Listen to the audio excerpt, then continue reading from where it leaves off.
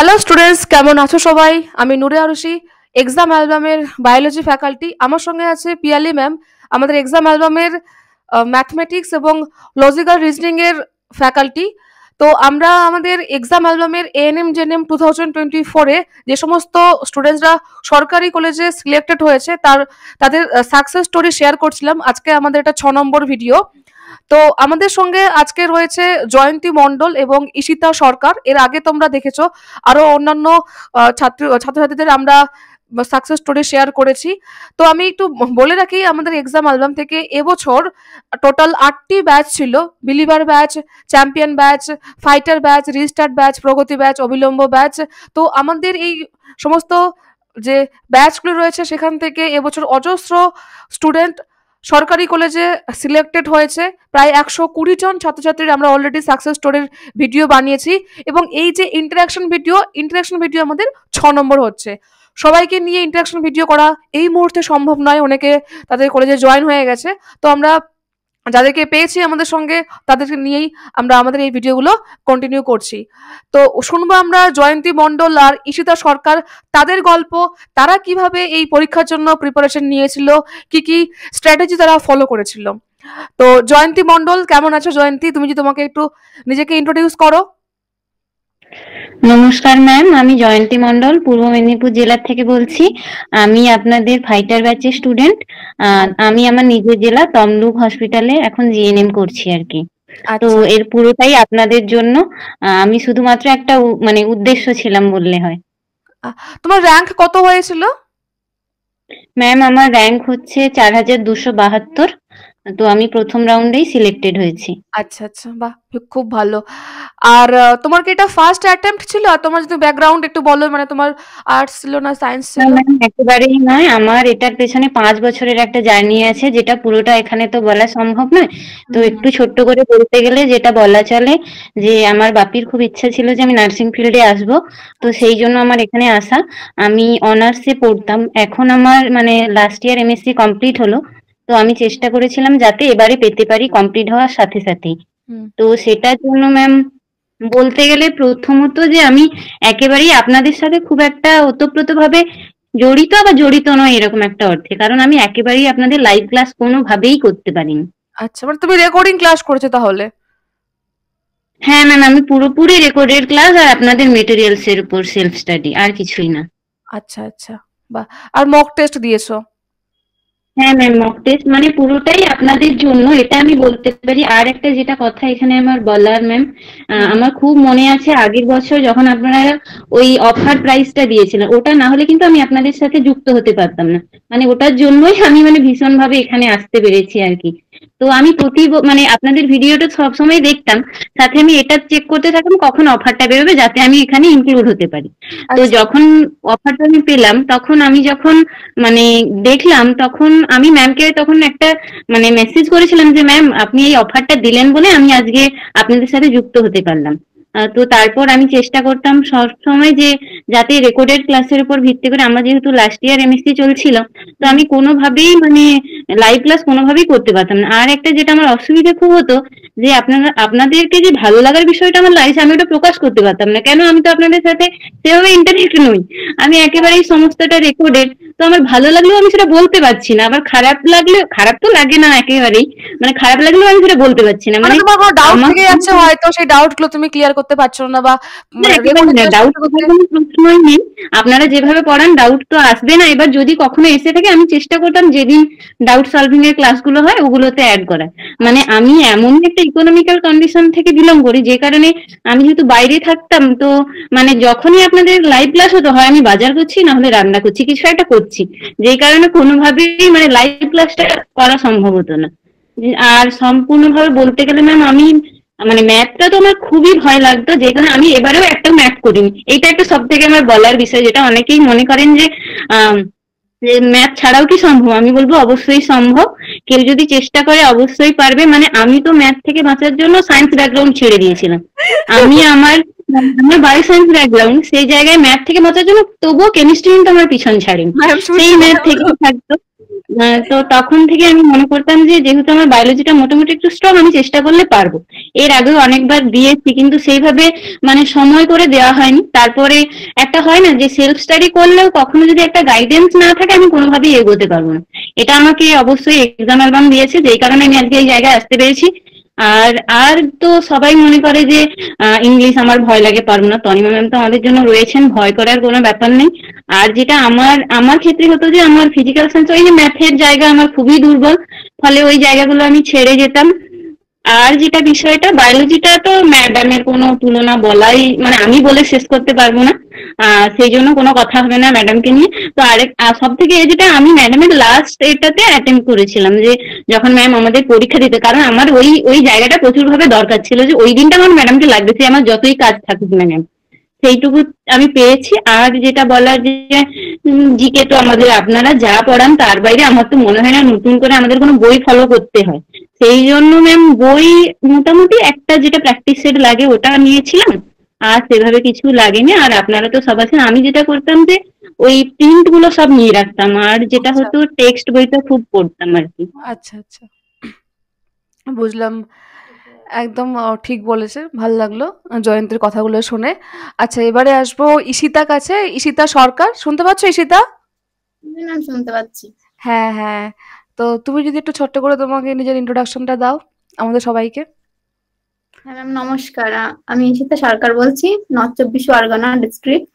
আর আমি Basirhat health district হসপিটালেই পেয়েছি। আমার জিএমআর র্যাঙ্ক ছিল 5690, আর আমি ফার্স্ট এতে পেয়েছি। আর বসিরহাটে আমার ফার্স্ট চয়েস ছিল, বসিরহাটে পেয়েছি আমি। আচ্ছা, মানে ওর ফার্স্ট রাউন্ডেও পেয়েছে কাউন্সিলিং এর, ওর ফার্স্ট চয়েসেই পেয়েছে, আর নিজের ডিস্ট্রিক্টেই পেয়েছে, তাই তো? হ্যাঁ, আমার এখান থেকে 8 ঘন্টা লাগে যেতে আমাদের আচ্ছা হসপিটাল। আচ্ছা, তো তোমাদের ওখানে হোস্টেল দিচ্ছে? ম্যাম ফার্স্ট ইয়ারটা দেবে না, আমি বাড়ি থেকে যাতায়াত করবো, আমি বেশি দূর কোনো না অসুবিধা ওই হবে জন্য। না বাড়ি থেকে যাওয়া আসা করতে? আর সেকেন্ড ইয়ার থেকে দেবে এখানে। আচ্ছা আচ্ছা, তো তোমার কি এটা ফার্স্ট অ্যাটেম্প্ট ছিল? তুমি তোমার যদি ব্যাকগ্রাউন্ড আর তোমার যে প্রিপারেশন স্টেজটা তাহলে একটু বলতে। হ্যাঁ ম্যাম, আমি আমার যখন এইচএস বলুন। কমপ্লিট করি, আমার 2018 সালে আমার এইচএস দেওয়া। তো আমার সেই সময় আমাদের নাম্বার বেসিস হতো। সে আমার অতটা পার্সেন্টেজ ছিল না যতটা প্রয়োজন ছিল আর কি। আমি সেই থেকে ফর্ম ফিল আপ করতাম, কিন্তু হয়নি আমার আর কি। তারপর 2021 সালে হলো যে পরীক্ষার উপরে ডিপেন্ড করে নেওয়া হবে আর কি। আমি দিয়েছি 2021 থেকে দিয়েছি, কিন্তু প্রিপারেশন অতটা ভালোভাবে হয়নি। এবার একটা ভয় থাকে অনলাইনে পড়ালে যে কেমন কি পড়াবে না পড়াবে। এর আগের ইয়ারে আপনাদের সাথে আমি জয়েন হয়েছিলাম। আমার একটা ভয় ছিল যে অনলাইনে কোথায় কিভাবে পড়বো, কেমন কি হবে না হবে, এরকম একটা। এবার আপনার ভিডিও দেখেছি, প্লাস অনেক সাকসেস স্টোরি শুনেছিলাম এই এক্সাম অ্যালবামে, সেখান থেকে সাহস করে জয়েন হয়েছিলাম এক্সাম অ্যালবামে। জয়েন হয়ে আমার তো লাস্ট 4 মাসের একটা কোর্সে জয়েন হয়েছিলাম আমি। এবার ও, তুমি ক্র্যাশ কোর্সে জয়েন হয়েছিলে? হ্যাঁ হ্যাঁ হ্যাঁ। আচ্ছা, এবার পরীক্ষা আমাদের পিছিয়ে গেছিল, যদিও জুলাইতে হওয়ার কথা ছিল, সেটা আগস্টে হয়েছিল। হ্যাঁ হ্যাঁ। এবার আমি 4 মাসে করেছি, আমি ততটা হয়তো দিতে পারিনি ওই জন্য, না হলে আপনারা প্রচুর ভাবে আমাদের হেল্প করেছেন ওই ব্যাচটাই। আমার হয়নি আর সম্ভব। আমার 7000 প্লাস র্যাঙ্ক ছিল সেই সময়। আচ্ছা, আমার আমি এসসি ছিলাম, আমার 47 পয়েন্ট কত হয়েছিল, আর 49 মানে কাট অফ নেমেছিল। ও তো গল্প ছিল তোমার হয়নি সেটা। হ্যাঁ হ্যাঁ, আমি স্পটেও গেছিলাম, ওখানে হয়নি। আচ্ছা, তুমি স্পোর্ট কাউন্সিলিং অ্যাটেন্ড করেছিলে? হ্যাঁ হ্যাঁ। এবার তুমি ফার্স্ট রাউন্ডে পেয়ে গেছো, তো এবার কেমন লাগছে ফার্স্ট রাউন্ডে পেয়ে? সেই মেয়েটা যে স্পোর্ট কাউন্সিলিং এ গিয়েছিল, সেই মেয়েটা এবার ফার্স্ট রাউন্ডে পেয়ে গেছে নিজের বাড়ির কাছে।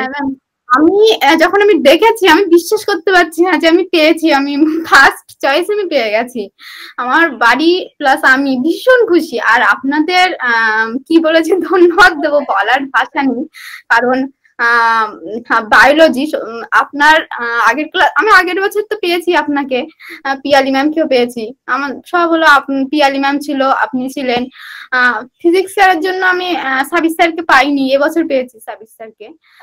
সেহেতু আগের বছরে আমি যেভাবে পড়েছি, আমার এবছর পড়েছি ঠিক আছে, কিন্তু অতটা আমার কষ্ট করতে হয়নি। আর বছর আমি তোমার একটা অলরেডি ছিল, তোমার জিনিসগুলো ভালো করে তুমি বুঝে রেখেছিলে অলরেডি, এবারে শুধু প্র্যাকটিস করেছো, রিভিশন দিয়েছো, তোমার নোটস বানানোই ছিল সবকিছু।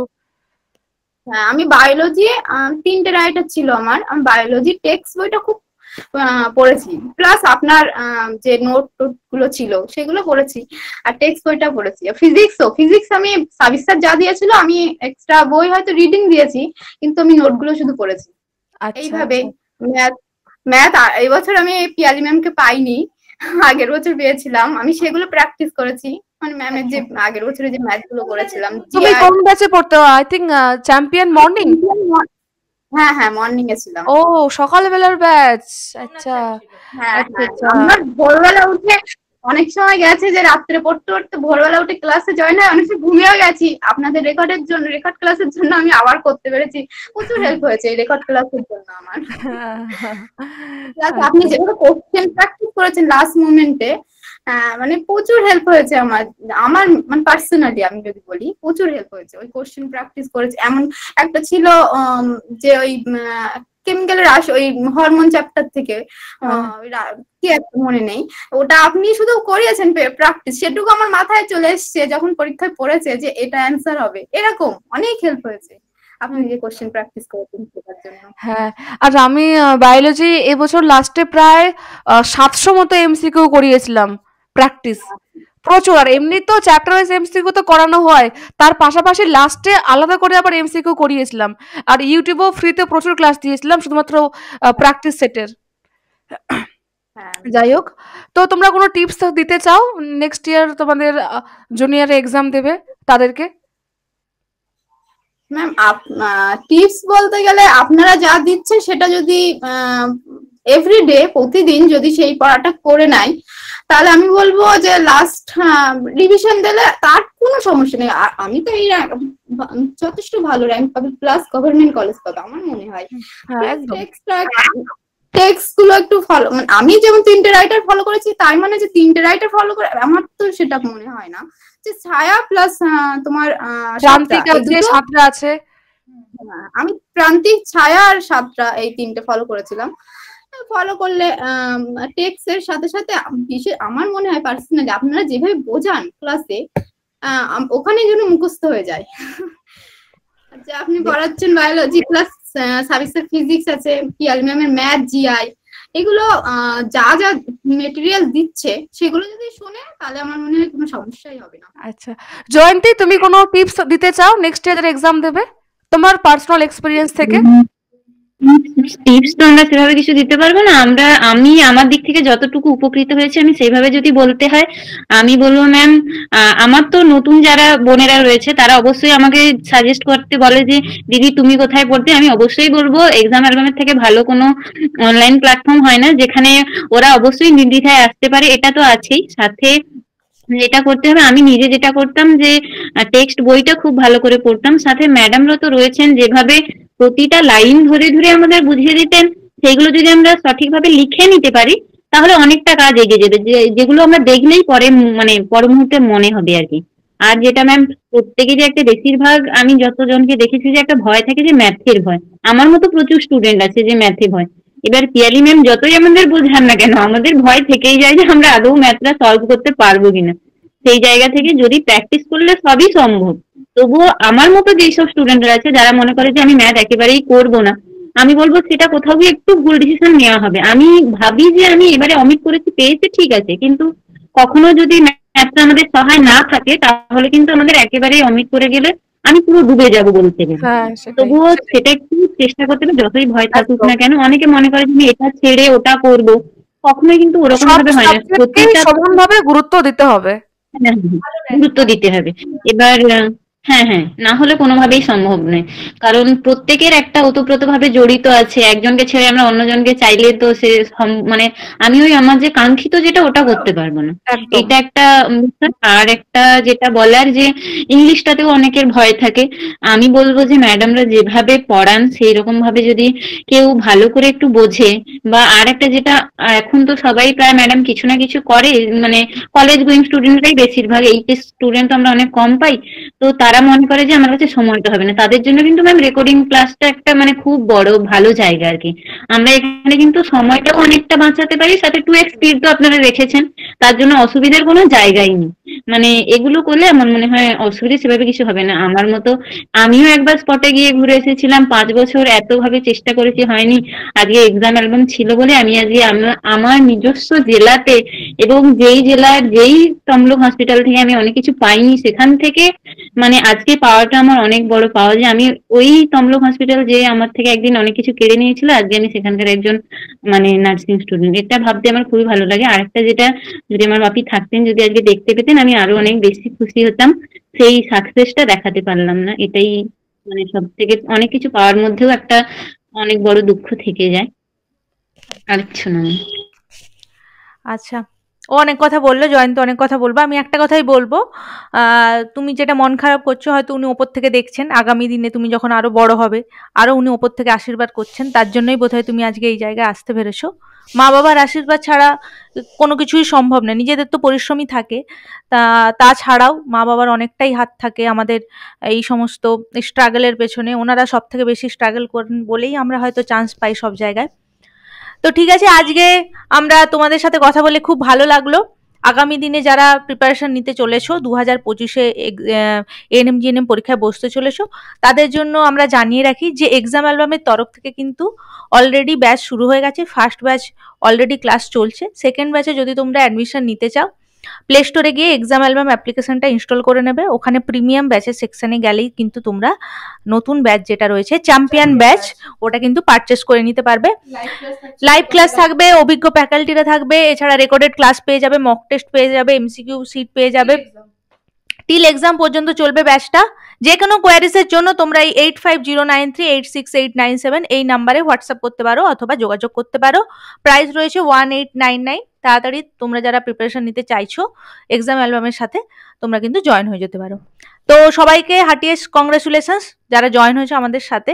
তোমরা আগামী দিনে অনেক অনেক শুভেচ্ছা রইলো, বেস্ট উইশেস রইলো আগামী দিনের জন্য। আর দেখা হবে কোনো একদিন তোমাদের সাথে, ঠিক আছে? চলো, টাটা, বাই। ভালো থেকো সবাই। ভালো থেকো। আর যে কোনো দরকার পড়লে আমাকে ফোন করতে পারো, সবসময় পাশে থাকার চেষ্টা করবো যে কোনো প্রবলেম হলে, ঠিক আছে? অসুবিধা হলে আছি।